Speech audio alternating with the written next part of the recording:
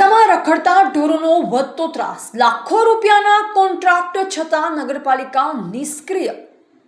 ડીસા શહેરમાં છેલ્લા કેટલાક સમયથી રખડતા ઢોરોનો ત્રાસ સતત વધી રહ્યો છે। શહેરના મુખ્ય માર્ગો, બજાર વિસ્તારમાં જલારામ સર્કલ, બગીચા સર્કલ, ફુવારા સર્કલ, મેઇન બજાર અને રોટરી ક્લબની આજુબાજુ, જૂના બસ સ્ટેન્ડ, ગાયત્રી મંદિર રોડ, તો હનુમાન રોડ, રાણપુર રોડ, જ્યાં જુઓ ત્યાં રખડતા ઢોર બેઠેલું છે, જે કારણે અકસ્માતનો ભય સતાઈ રહ્યો છે। તેમજ રહેણાંક વિસ્તારમાં મોટી સંખ્યામાં ઢોરો અડીંગો જમાવી બેસી રહેતા હોવાથી વાહન ચાલકોને રાહદારીઓને ભારે મુશ્કેલીનો સામનો કરવો પડી રહ્યો છે। ડીસા નગરપાલિકા દ્વારા રખડતા ઢોરોને પકડી શહેર બહાર ખસેડવા માટે લાખો રૂપિયાના ખર્ચે કોન્ટ્રાક્ટ આપવામાં આવ્યા છતાં જમીન પર તેની અસર જોવા મળતી નથી।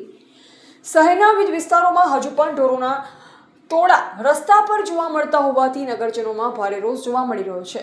રસ્તા વચ્ચે બેઠેલા ઢોરોના કારણે ટુ વ્હીલર વાહન ચાલકોને અકસ્માતનો ભય સતાવી રહ્યો છે।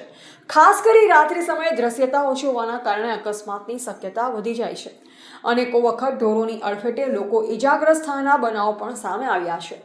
સ્થાનિક લોકોનું કહેવું છે કે નગરપાલિકા દ્વારા રખડતા ઢોરોના પ્રશ્નના નિરાકરણ માટે અસરકારક કામગીરી કરવામાં આવે અને કોન્ટ્રાક્ટર દ્વારા યોગ્ય કામગીરી ન કરવામાં આવતી હોય તો તેની સામે કડક કાર્યવાહી કરવામાં આવે। નગરજનો હવે પ્રશ્ન ઉઠાવી રહ્યા છે કે લાખો રૂપિયાનો ખર્ચ કર્યા બાદ પણ જો સમસ્યા યથાવત રહેતી હોય તો જવાબદારી કોની નક્કી કરવામાં આવશે। શહેરના નાગરિકોએ જિલ્લા અને નગરપાલિકા તંત્રને તાત્કાલિક પગલાં ભરી ડીસાને રખડતા ઢોરોના ત્રાસમાંથી મુક્ત કરાવવાની માંગ કરી છે। રિપોર્ટર નરેશ વ્યાસ, બનાસની પુકાર, સમાચાર ગુજરાત।